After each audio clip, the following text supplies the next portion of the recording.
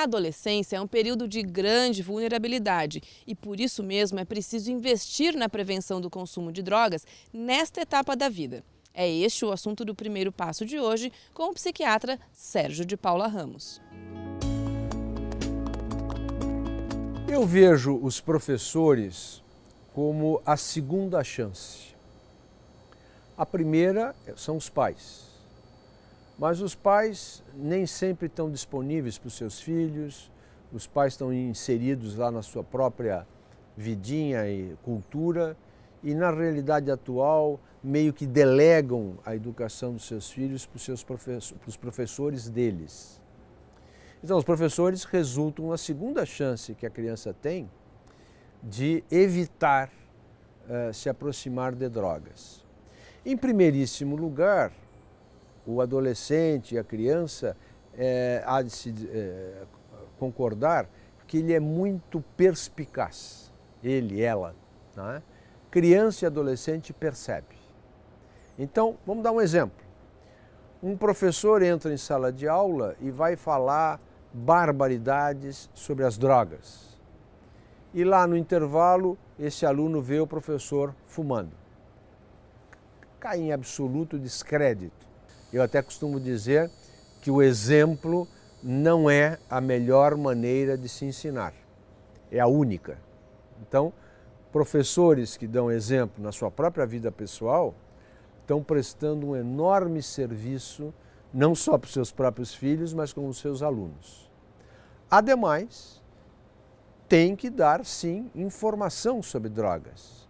Não uma informação preconceituosa, não uma informação de pouca credibilidade científica, mas uma informação consistente que ele possa se atualizar continuamente para descobrir o que existe realmente sério sobre drogas.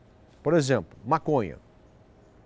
Nós estamos num momento da cultura que maconha só falta ser endeusada, não é? Parece que é Nossa Senhora Maria Joana, não é? Não. Maconha talvez seja a mais grave droga de consumo na adolescência. Ela realmente detona um cérebro juvenil. E o professor vai ter que dar informações científicas sérias para se opor àquela coisa que diz que maconha é verde, é do bem, é uma plantinha, é inocente, Bob Marley. Tudo isso aí o professor vai ter que desmontar com a sua habilidade pedagógica, informado cientificamente sobre realmente o que causa a maconha. O tratamento de um adolescente que está envolvido com droga varia de acordo com como o caso se apresenta. Em alguns casos, ele acabou se envolvendo com drogas porque ele já tinha problemas anteriores. E aí a tônica vai ser tratamento do adolescente. E tem outros casos em que o adolescente se envolveu com droga quase como um escape para uma situação familiar muito tensa, muito deteriorada, absolutamente disfuncional. E aí a ênfase do tratamento tem que ser em terapia familiar. Ainda há casos que ele se envolveu com drogas e também tem uma depressão, também tem um transtorno de hiperatividade com déficit de atenção. Aí esses transtornos precisam ser medicados. Então, medicação e psicoterapia para o jovem, terapia de família para a família dele. Ele incluído, claro, não é? Bom, quanto essas três vão ser implementadas em cada caso, varia das indicações de caso a caso. Um adolescente que está usando droga, ele tem que parar de usar droga, ponto. E existem protocolos testados internacionalmente que o médico se norteia para uma escalada de ações. Idealmente, que bom se ele vier ao consultório do médico e dizer: doutor, eu estou puxando fumo, e gostaria de parar com isso. 43 anos de trabalho nessa área, eu nunca recebi esse adolescente.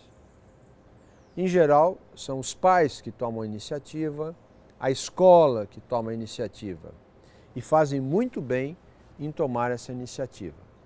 Tomada a iniciativa de instalar um tratamento, mesmo que o adolescente venha nas primeiras vezes contrariado, nós temos alguma chance de ajudá-lo a sair das drogas. Mas casos mais complexos, que já estão envolvidos com droga há mais tempo, talvez a pessoa não consiga sair delas sem uma internação. Nestes casos, a internação está indicada e, de novo, que bom se ele puder ir para a internação por espontânea vontade, mas se isso não for conseguido, ele vai ter que ir involuntariamente, porque muitas vezes até a droga já acometeu os centros cerebrais que determinam que a pessoa tenha um bom senso. Então, você esperar que uma pessoa seriamente envolvida com droga vai ter bom senso é desconhecer neuroquímica. Então, alguns casos, sim, a gente tem que providenciar uma internação involuntária antes que seja tarde. A venda de bebidas alcoólicas é um grande negócio no Brasil e no mundo. E, lamentavelmente, é esse grande negócio que tem determinado as leis de propaganda, por exemplo. Então, o que o Brasil fez há uns 20 anos, 15 anos? Proibiu propaganda de cigarro. Um dos subprodutos que ocorreu foi o declínio do consumo de cigarro. Nos anos 80, aqui em Porto Alegre, nós tínhamos 48% da população adulta tabagista. Hoje nós temos 17%. Então, proibir a propaganda, não só isso é verdade, mas proibir a propaganda ajudou a despencar a epidemiologia do tabagismo. Nós temos que fazer a mesma coisa com o álcool. Temos que proibir a propaganda de bebidas alcoólicas. Se nós quisermos fazer prevenção do consumo de drogas, como tem que ser feito, uma das coisas é proibir a propaganda de álcool. Com isso, nós vamos jogar a experimentação de álcool para mais tarde. Jogando a experimentação de álcool para mais tarde, nós vamos encontrar um cérebro mais amadurecido que vai conseguir dizer não para a experimentação de drogas. Agora, como está hoje, que a criança bebe cerveja aos 13 anos, como eu disse no início do programa, aos 15 ele vai estar querendo experimentar maconha. Se ele começar a experimentar cerveja aos 18, como diz a lei brasileira, bom, quando alguém oferecer maconha para ele aos 19, aos 20, a sua capacidade de resistir à oferta vai estar um pouco maior. Então, programas de prevenção em escola e um ambiente social menos favorecedor de consumo de bebida alcoólica.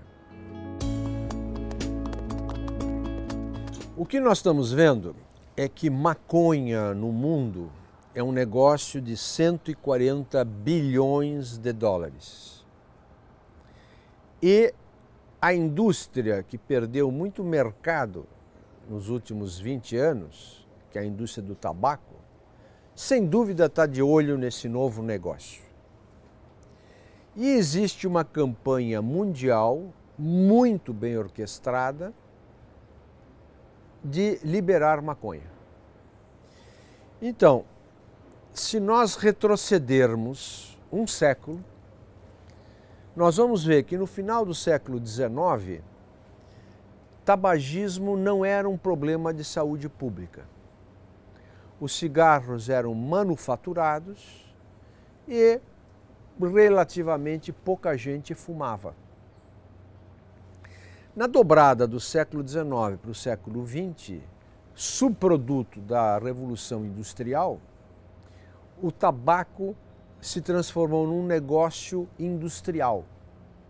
A partir daí, surge o tabagismo como um relevante problema de saúde pública.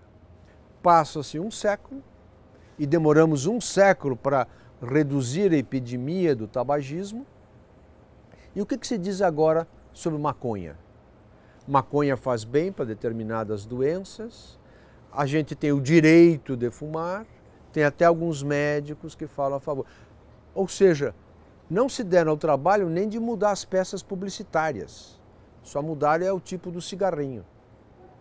Então, que um subproduto que existe na planta da cannabis sativa possa ter algum efeito terapêutico, sim. Agora, a maconha, não. Não. Portanto, o termo maconha medicinal é um termo perverso, cunhado pela indústria para confundir a opinião pública, para favorecer a liberação da maconha.